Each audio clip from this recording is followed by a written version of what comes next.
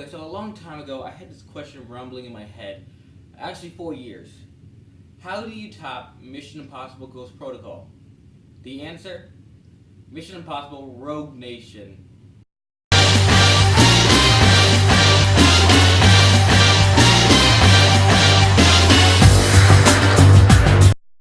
Impossible Rogue Nation is a 2015 summer blockbuster, actually originally meant to be released in November, but due to Star Wars and 007 being released at the same time, they knew that they were going to be screwed. The studio knew that they were going to be screwed. Because when you're releasing yourself in the crosshairs of Star Wars, you're screwed. Because Star Wars is most likely to be the third highest grossing film now. Jurassic World might have it for now, but enjoy it while it lasts. Jurassic World. Star Wars is coming. But it's directed by Christopher McQuarrie and stars Tom Cruise, Rebecca Ferguson, Simon Pegg, Jeremy Renner, and I cannot remember the guy's name, but he was in every Mission Impossible movie and had a cameo in the last one. So Rogue Nation is set probably like a year or two after Ghost Protocol, and then 6 months later, the U.S. government decides to ban the IMF thanks to Alec Baldwin, because Alec Baldwin wants to shut down the IMF after the events of Mission Impossible 4, because apparently no one ever told him that the Kremlin bombing wasn't the IMF team, it was Cobalt. But I guess that's whatever. But so Ethan Hunt's like tracking down this rogue team called the Syndicate. They're like an anti-IMF. They even say that in the movie. And he enlists the help of Benji, Brandt, Lucer, and this mysterious chick who does have a dark past. And now that's the movie. So the good to the movie is, oh my. If I said that this movie tops Ghost Protocol, then you know I'm going to say there's a lot good to it. The action, let's start with the action first. It is a bigger scale than Ghost Protocol. Ghost Protocol is like the Dark Knight, like I said in the description of my Mission Impossible 4 review. It is the Dark Knight of Mission Impossible movies. This is the Dark Knight Rises done better of Mission Impossible movies. Okay, the action is much more scaled, the characters are more depth, the story is more depth, everything is more deeper and more meaningful, rather than the Dark Knight just being Batman, Joker, stop them, but done really well. I mean, the thing about Mission Impossible 4 is that it had a way more cooler choreographed fight scenes. This movie does have a lot of awesome fight scenes, but they're not as awesome as Mission Impossible 4. But the action is really awesome. I mean, there is really cool action scenes. And then there's the tone of thrills or suspense that the first Mission Impossible had. You know, like when he's he's hanging on the wire trying to get into that computer. They kind of have a scene like that, but this scene, it's like, okay, this is a sort of a spoiler, but it's we saw it in the trailer. Okay, so there's this water tank, and in the tank, the security codes for this one company is in there, and well, this company is like really top secret, and well, it's not that hard. It's obvious if it's just like one room, but it's a water tank. And Ethan has to rewrite a security code so that Benji can break in and hack a computer.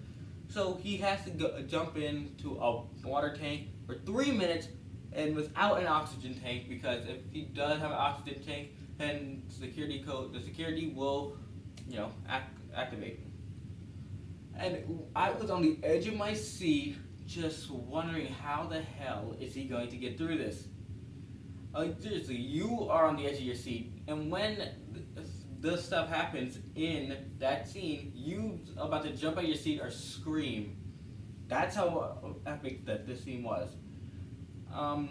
The cast, they do a great job. I mean, in the last movie, my favorite character besides Hunt was Brandt, and Brandt is a behind the desk type of guy. So, in the last movie, he was given his action scenes. In this movie, he's not really given action scenes. He's like, the guy behind the desk. Benji in the movie, he is still funny. You know Benji's funny. And Lucer, well, you know who Lucer is. He's like the other Benji, but just more serious and funny at the same time.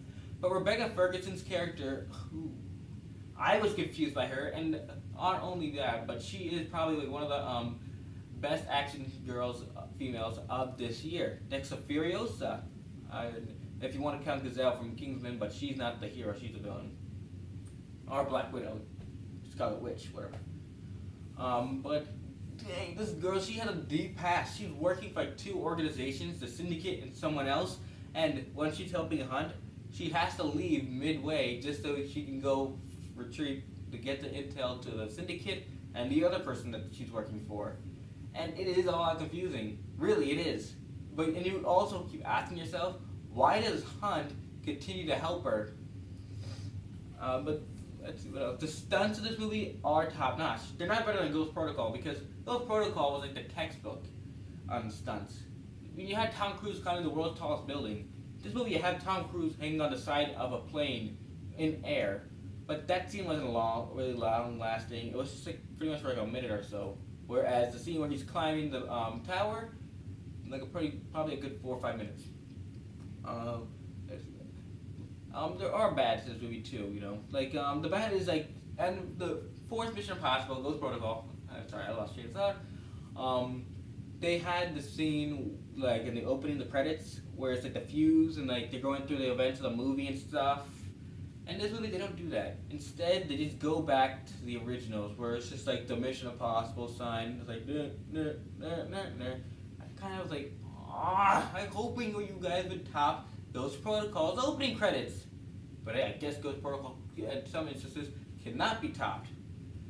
And then there's an abrupt ending. Like, Tom Cruise and the syndicate leader, they're going after each other. And at the end of that scene, it ends with this really cool twist.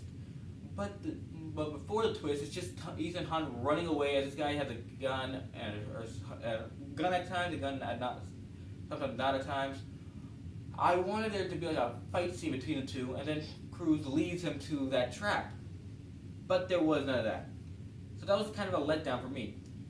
But in the end, guys, Mission Impossible Rogue Nation was everything I wanted to be. It upped the scale.